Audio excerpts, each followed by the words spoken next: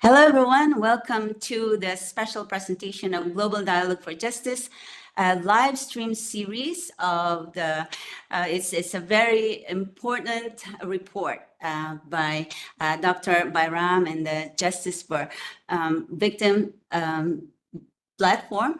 And this is, a very really important for us to be able to share the voices of the victims of the new form of genocide. And by the end of the series, you will have a better understanding. For those of you who is not familiar with what's happening in Turkey, you will have an understanding on what's happening, the tools and the means and ways that inflicted to the unbelievable injustice and suffering of innocent people in Turkey. Dr. Bayram is the principal investigator of this report.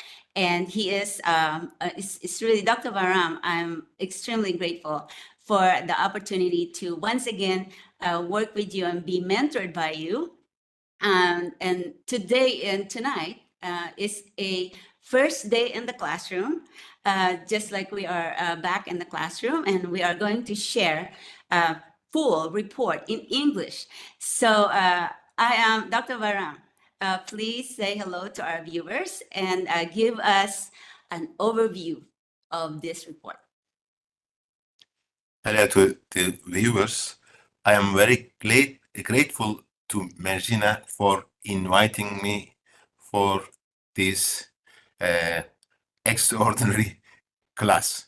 I thank her especially. Thank you. So the topic, of course, is what we're going to, the series is about the report that is the social cost of the state of emergency. And this is, I think, there's so many people, of course, in Turkey, in and out of Turkey, that have been victimized, but this new form of genocide. And by the end of the series, like I said, we are going to understand why it is crimes against humanity, why there are so many victims of crimes against humanity, and the new form of genocide. As we speak today, there is an old form of genocide that's happening in Gaza. And so at the same time, there's a new form of genocide that's happening in Turkey that's been happening for years. And so this is what the report is about.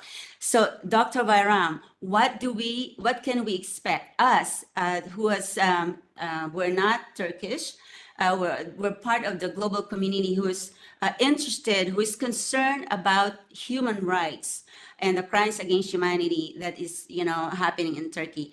What kind of outline, because this is like a semester course that we're going to go under your mentorship, under your, as our professor here.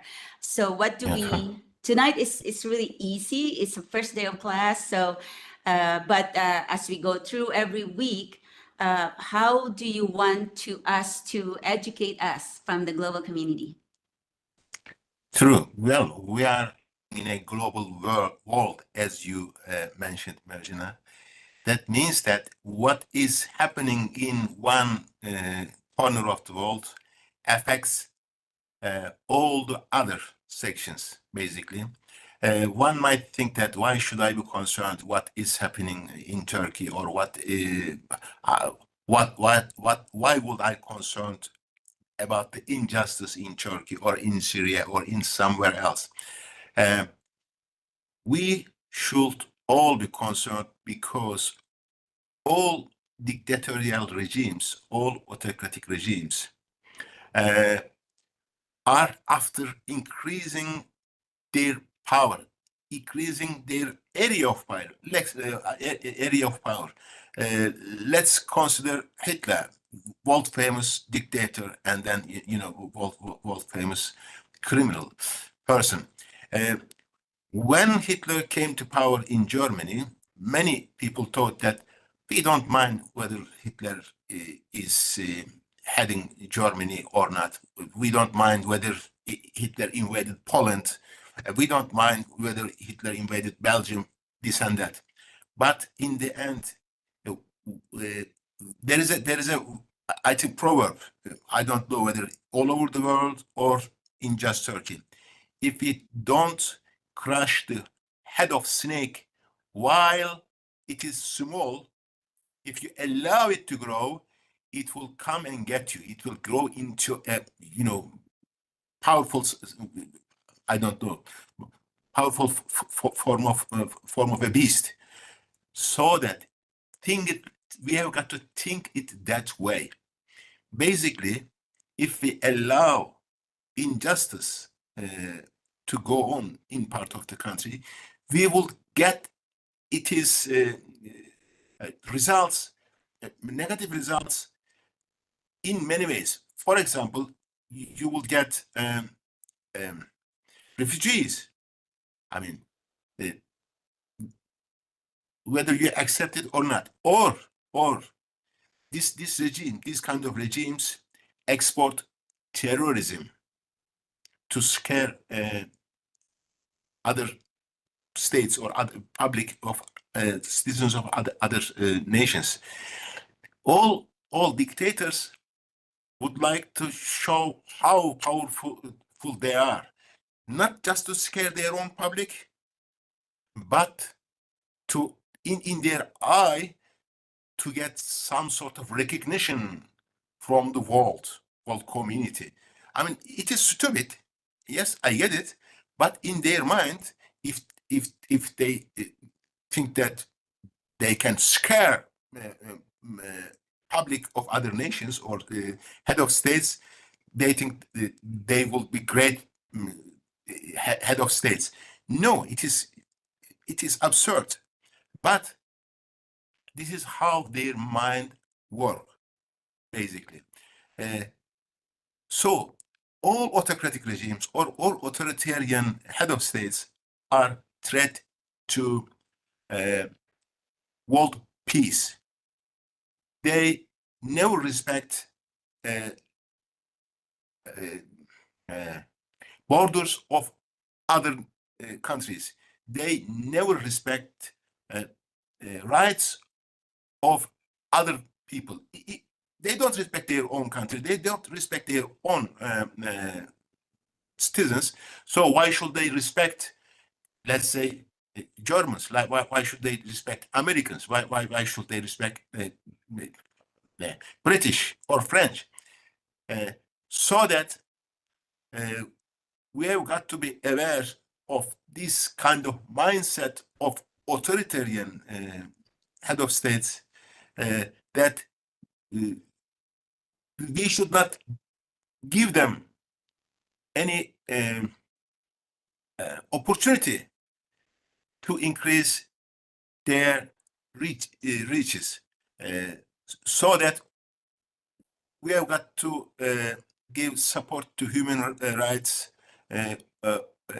of the oppressed, and then we have got to tell the dictators that this is not allowed. They cannot act this way, so that this could give example to other dictators,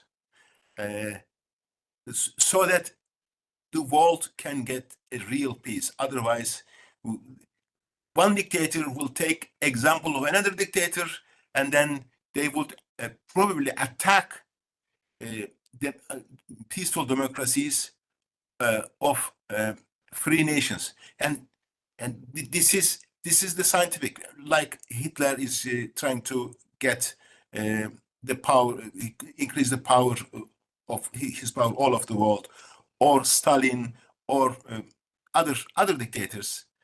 You name it. I shall stop here. Sorry. So this message and what you just said, it makes it for the global community, especially those people who are interested in this kind of the pressing issues that's happening in the world. So not just, you just don't have to be Turkish.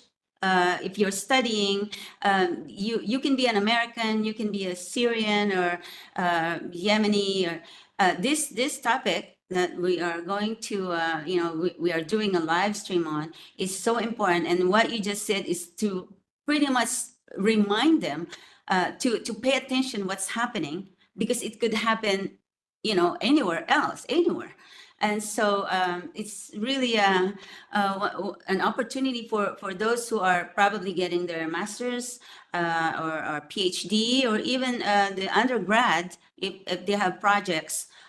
This is what we offer them. And also, I would like to remind our viewers, we are live. You know, there's no doodads here. There's no, we are, here we are. We're going to bring you this report, and just like a publication of a report, but we're doing interactively, and we are engaging with you.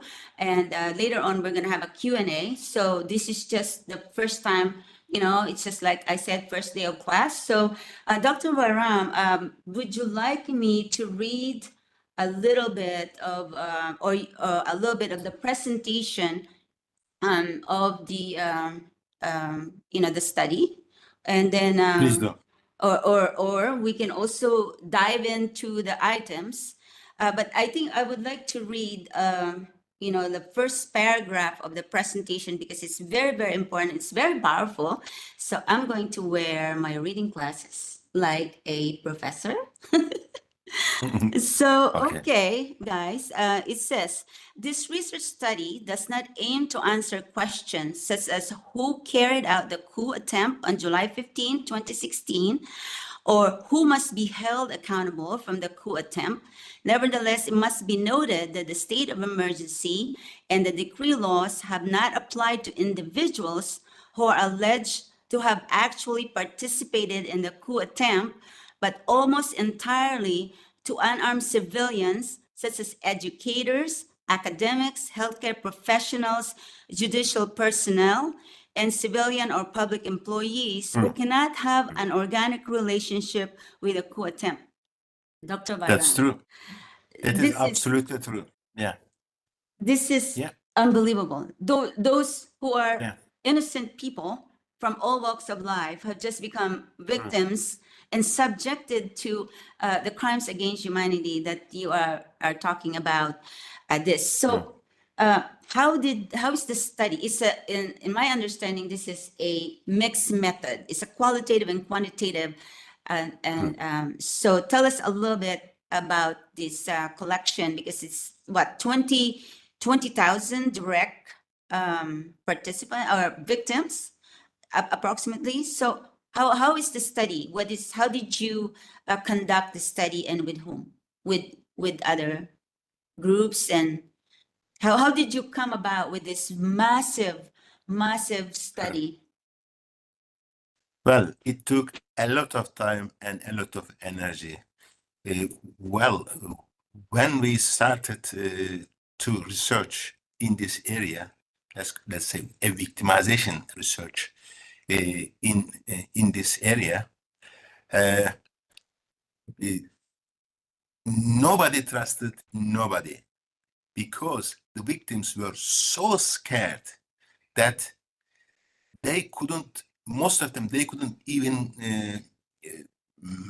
make a click on this study page.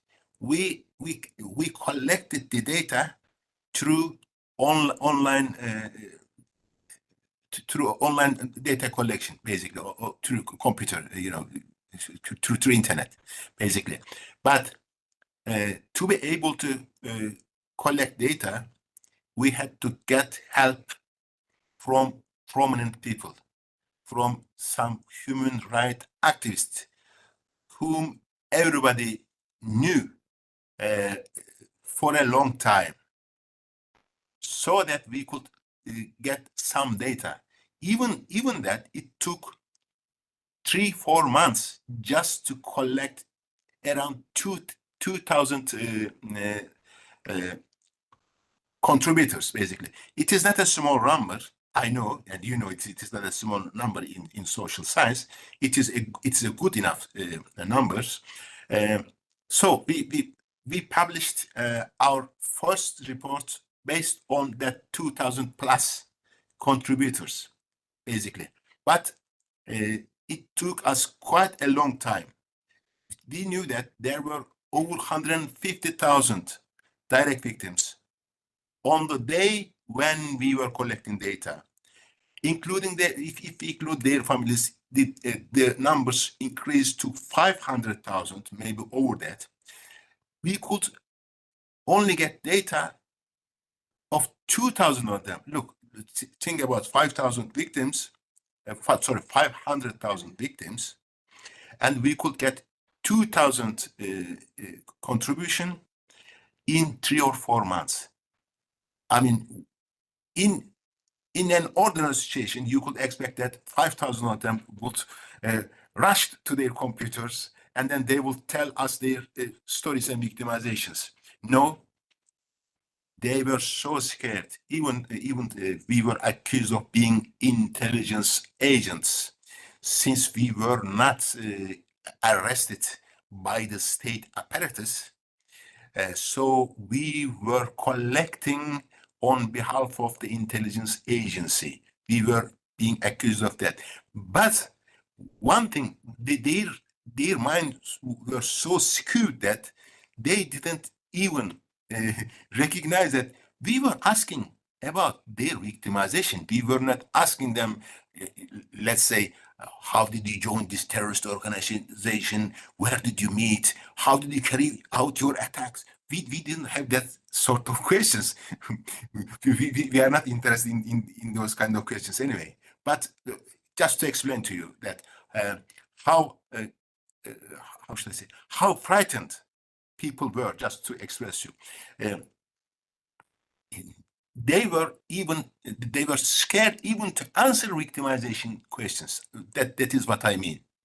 That is what I mean. But still, we insisted on actually calling for support, calling to answer the questions.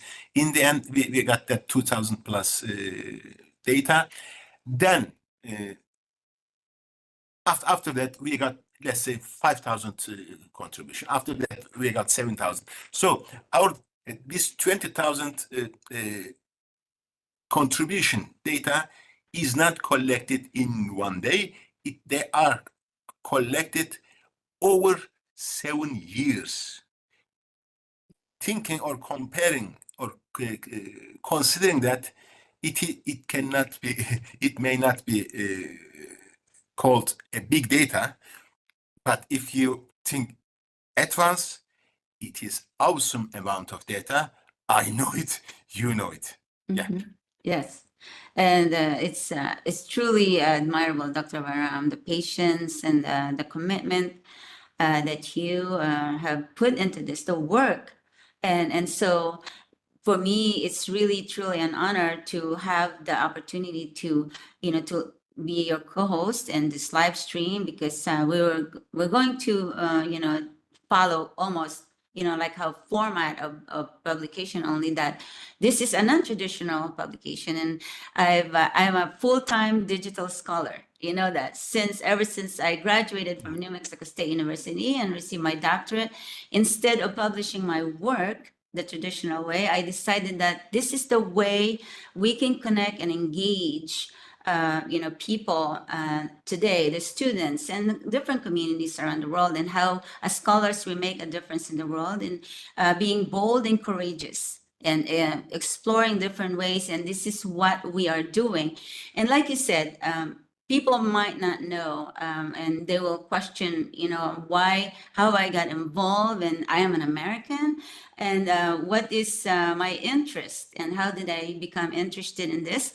And I will tell you, since today is our first day of class, and we get to introduce who we are to our students and to people who are going to be participating in this, our this discussion. And later on, we will have a discussion Q&A. But I started in 2016.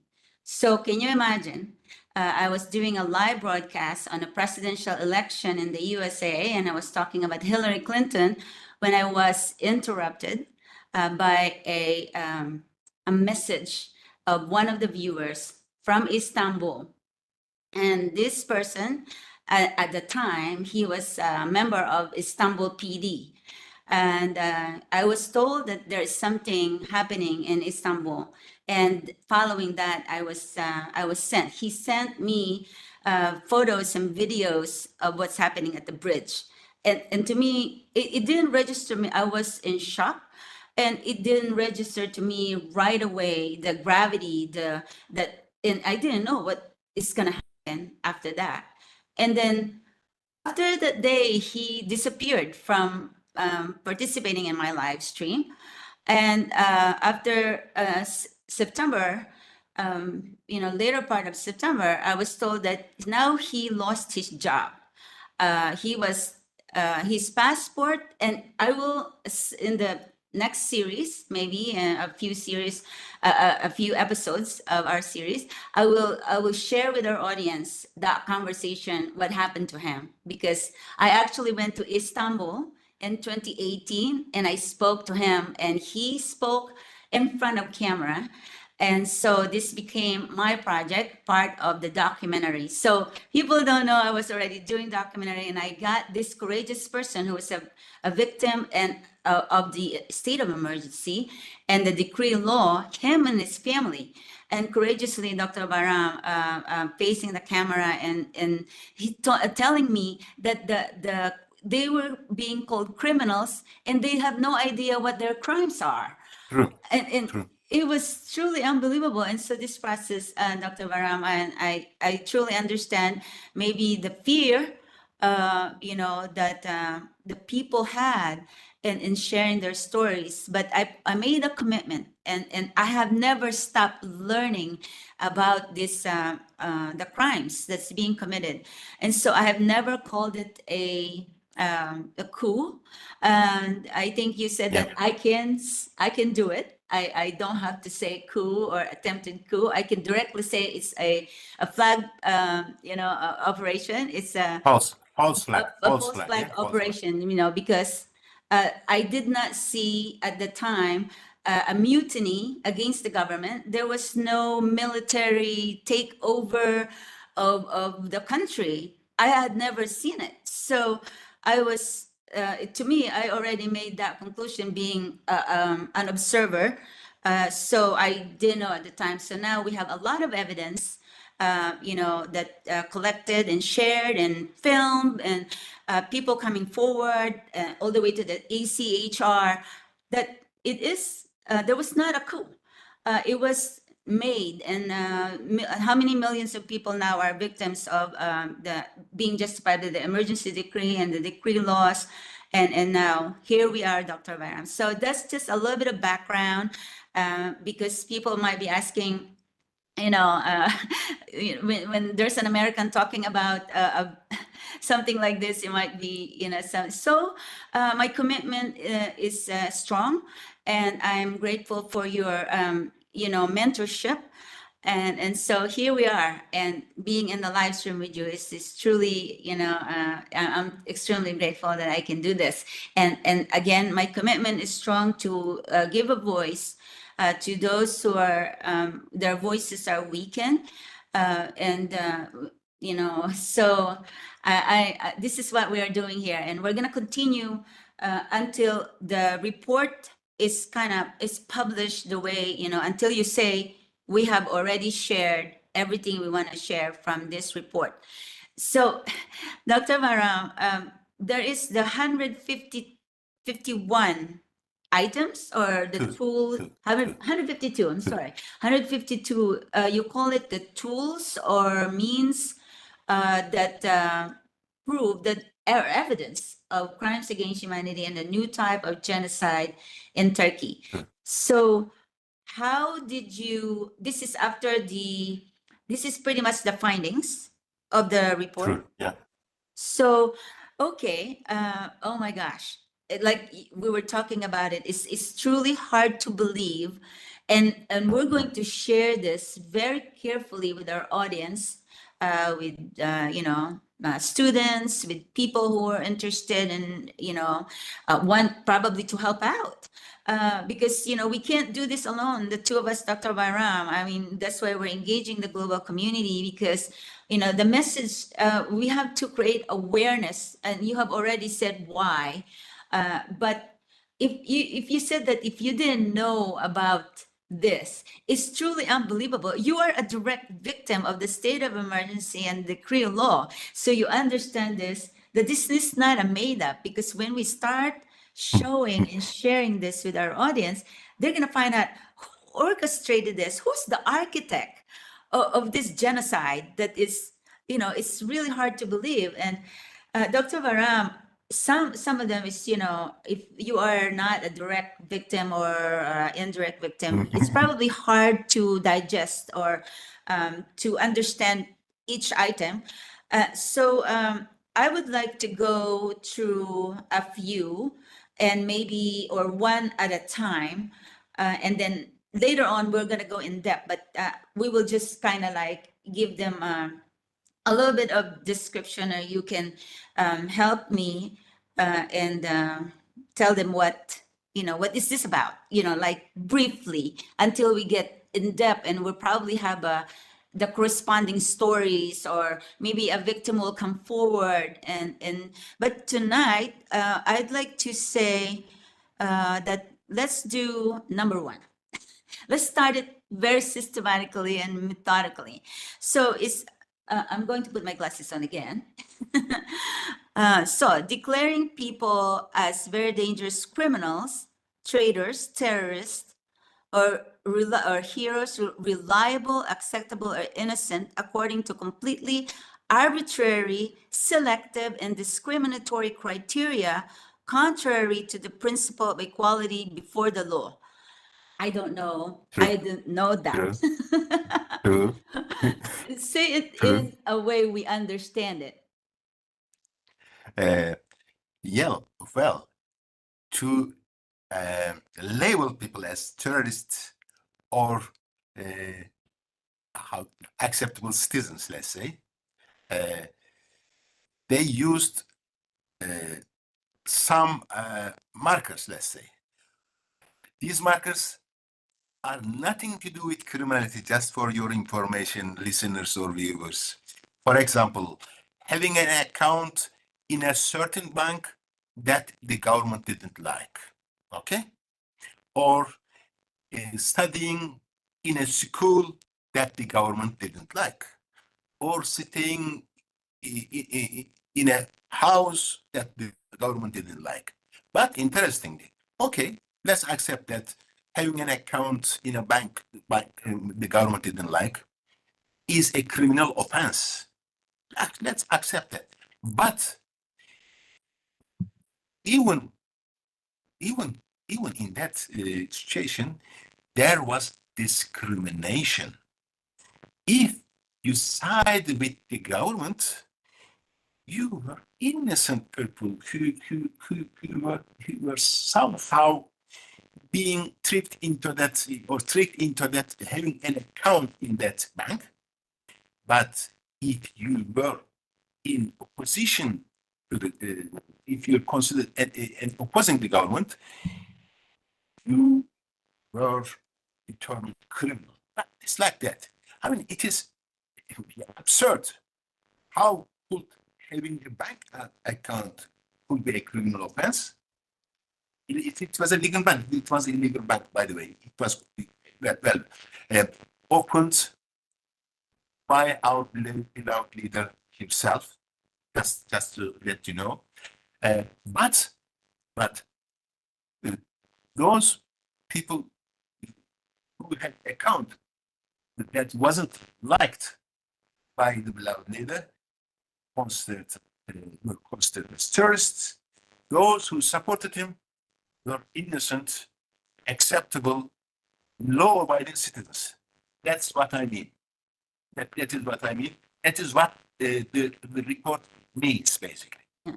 But before we go so deep, Dr. Varam. Sorry. I've got to give an example. Myself. I had an account in the bank that our beloved leader didn't like. But interestingly, I didn't open that account. My university had an agreement with that bank. It was a special agreement. I have nothing to do with that.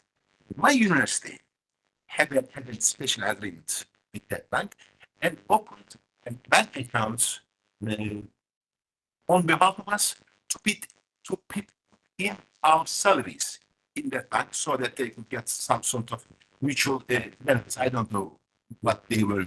But interestingly, I was accused for having that account, but the people who made that agreement between the university and that bank were not accused of anything.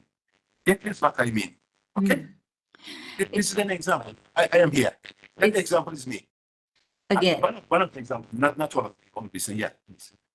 that's Dr. Bayram. This, if like I said, if we are not, if we don't know people, Yeah. and you yourself is, you know, a victim, it's like I'm going to say, no way. That is a ridiculous, bogus, you It know, is real. crime. It is real. It is real and it's happening for 8 years.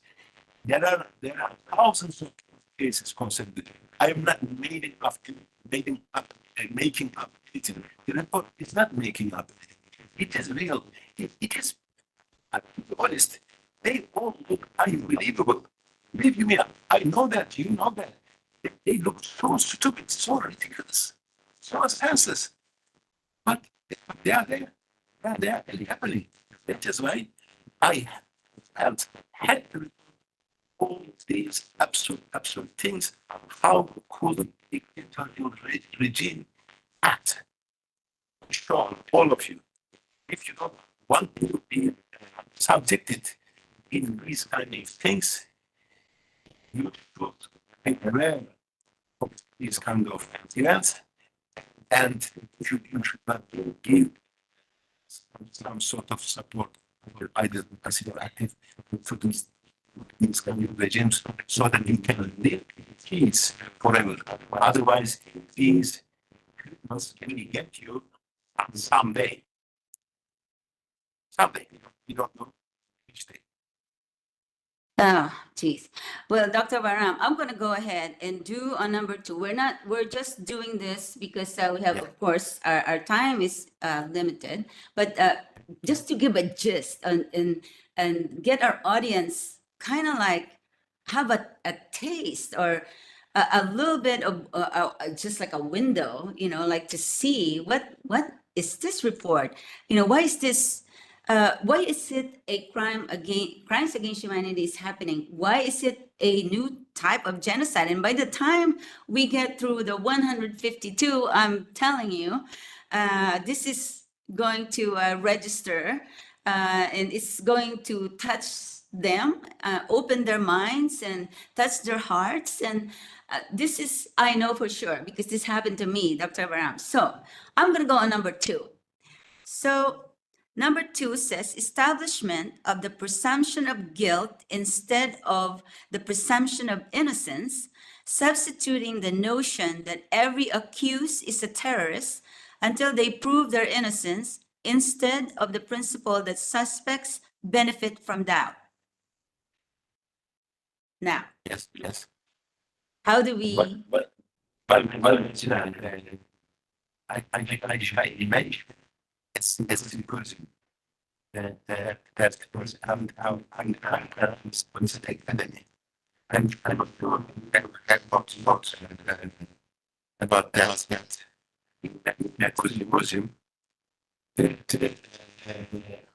how hey I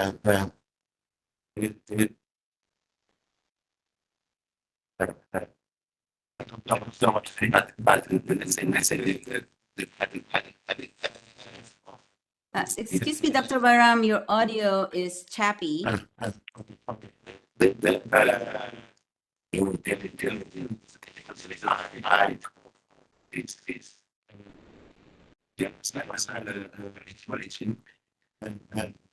Decided that if someone in this I mean, you know, it is that not for nothing to do to service, but reality. I think that you are against so this is they will go with of terrorists, and then there is they will not need to and then you grow your understanding. And that's the possible how and you that you are innocent. You say that I then they say well when they but my let's say somebody killed somebody. I don't know you I know songs I know that. So, it's very and then you so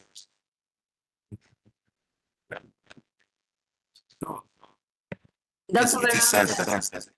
I don't know. It is not the so I cannot explain.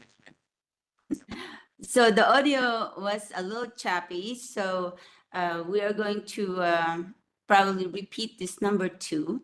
Again, I would like to tell our audience, so we are live. So nothing here is pre-recorded. So you know, we apologize if our audio sometimes get a little choppy, and but we are going to make sure that every item is explained. And actually, we're going to do more. This, like I said, this is just our first day of class, first night that we're doing this live stream, an introduction to the report. And we're trying to give you an overview and what you can expect throughout.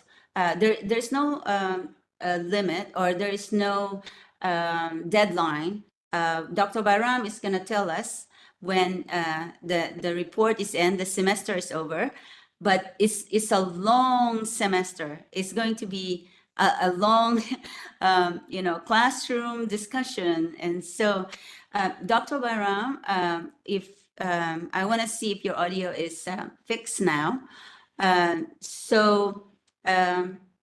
Next week, we are going to return to the same time, correct?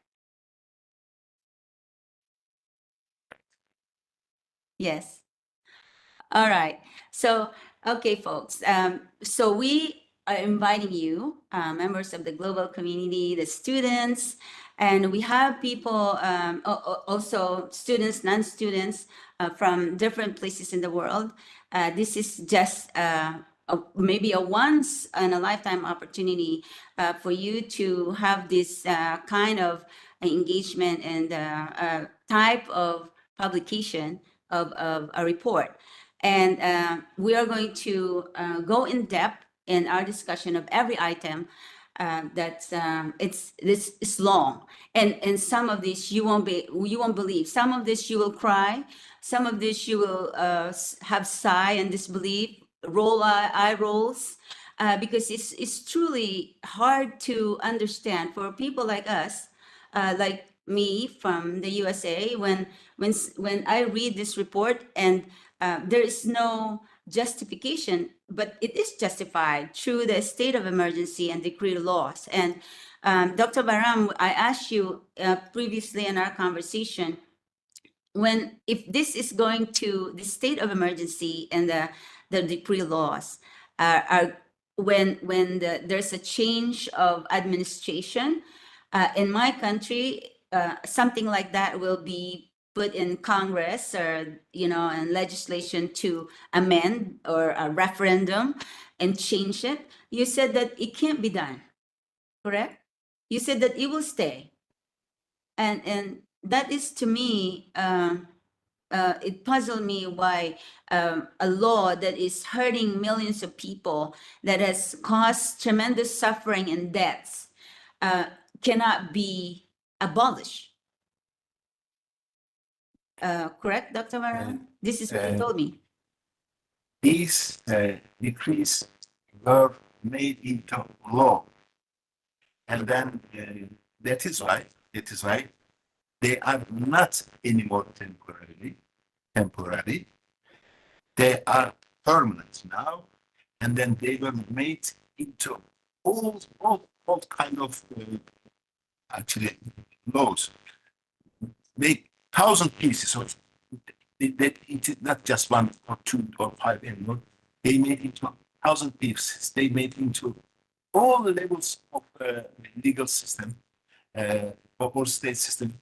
so that it could be more or less impossible to weed them out unless this system obviously completely goes, plus completely pro-human rights regime comes into power, and it doesn't look like in the horizon, to be honest.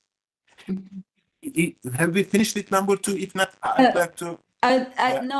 No, I yeah. want, now that you're clear your audio, Dr. Bayram, I'd like Yeah. to, so that we can, I want to finish you explaining to us what number Oh, 2 okay. is. This regime says this: evidence should not be a requirement in all instances. What do you think? If I accuse you of being terrorist, and then you ask me, how do you accuse me of being terrorist?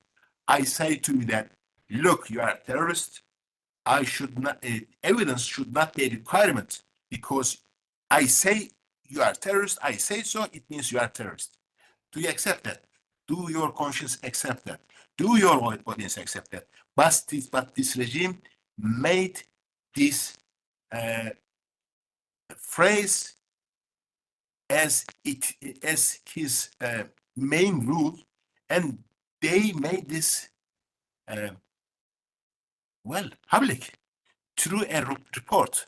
And I probably send you copies. I can send you copies. They publish this. They have no fear that their criminal intentions is being actually spread all over the world. But they did this, and it is in the report. I've just read from it, and then I can send you a copy, Mergina. And you can distribute this copy by adding a link to this video, if you like. But Dr. Bayram, when you're accused of someone of being a terrorist, is there a clear definition of that they have published, so that you can No. just say, okay, you're a terrorist? But I don't, No. like the participant No. in my film, he said, we don't know the crime we're being accused of. So like when you say, oh, they're accused of terrorism, what do you mean by terrorism? Because terrorism has a clear definition. Believe you me, not for this regime. They killed babies, children, by direct action or indirect action, and they said they were terrorists. Look, babies, children.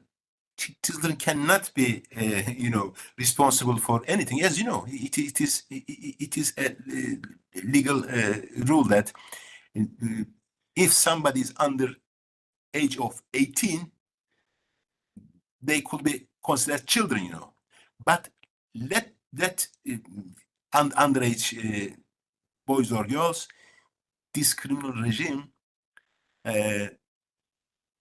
allowed killing of babies or 2-3 years old children, and then they said you need not to have pity on them because they were either terrorists, or if allowed to grow up, they would grow into being terrorists. So, I mean, this kind of mentality is out of this world. People should know about all those things. It's Believe me. yeah, yeah, Dr. Bayram, of course, I believe you. I've seen, I've read the report, and I know the victims, and this is true. But well, anyways, we will go back to this, like I said, in depth. But let's go to, should we go number 3? We should not, because we didn't have enough time. So it should be a break time. Yeah, we should give our students a break. Well, Dr. Bayram, next week we will, let's ask people if they have a question, because giving them like just like an overview of these items, and then you're explaining to them. But there's more to it. You know, every item where when we go back, like I said, you know, there is a big, you know, there's stories behind it. There are evidence. And so they can just say, like you said, oh, you're a terrorist. Like, huh? You know, so it's so important because we're probably eventually outside of, you know, different places in the world will see some of what we're talking about here, that all these claims of crime, you know, that has, like you said, babies are also terrorists. How is that happening in a country that is recognized in the world, that is a state, you know, with a very strategic importance in the world and role that it's playing in the world, can do this to its own people? And then go out and do diplomatic ties and have diplomatic ties with the rest of the world, as if nothing, you know, they don't know, as if there's nothing going on. To them, it's normal to have these crimes. I mean, this is, like you said, it's a crimes, a state of emergency. This is the subtitle of your report. State of emergency and decree laws are crimes against, it's a crime against humanity. And that's not a light statement, Dr. Baram, because how many? There are about 2 million people now are affected by this law.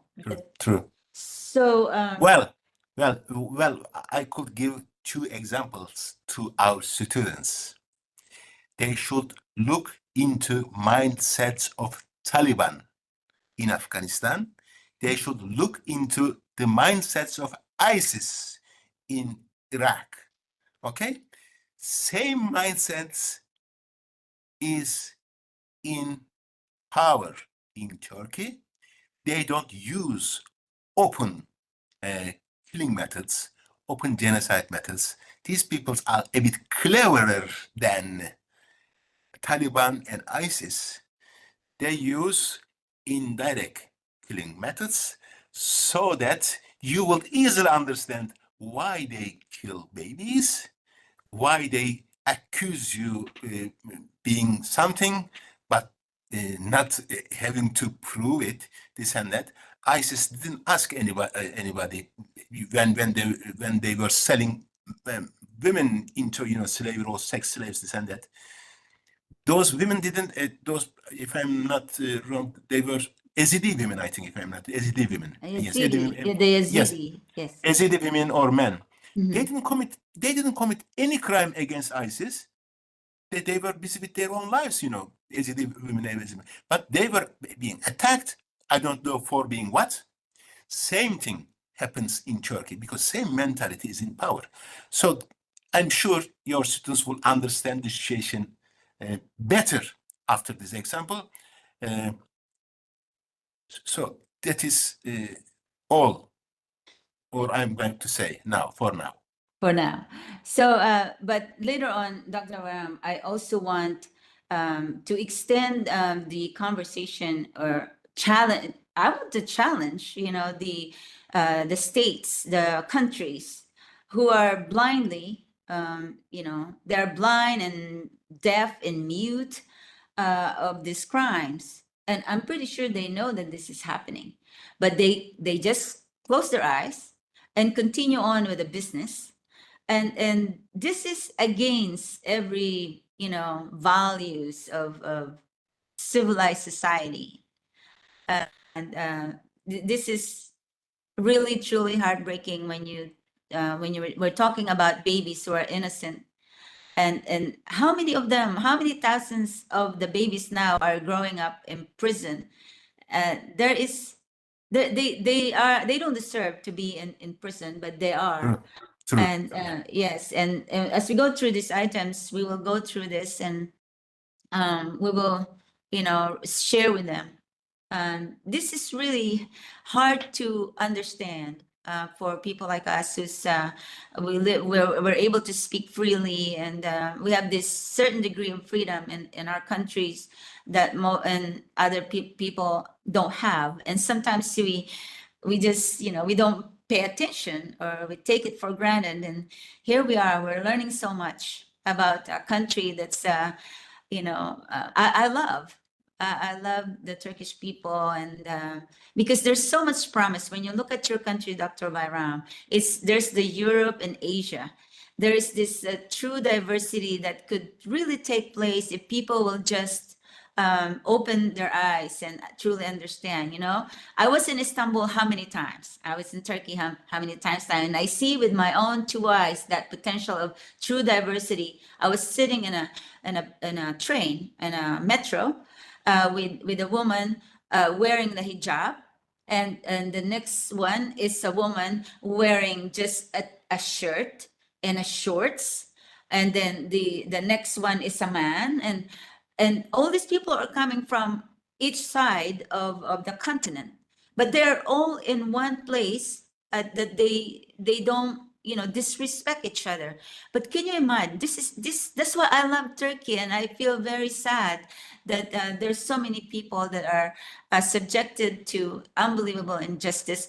And this is the reason why, Dr. Varam, I am here with you and doing this live stream and this series, and we will continue. And I am inviting the global community to pay attention, to join us.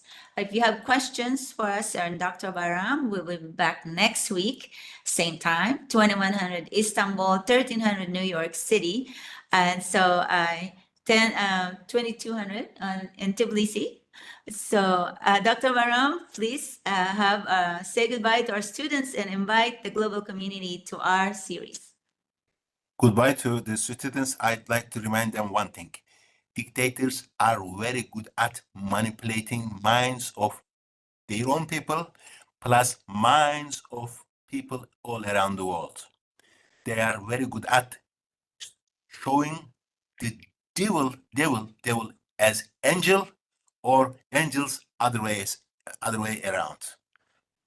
Please be mindful of that. Have a good evening. Goodbye. Right. See you next class next week. Bye-bye.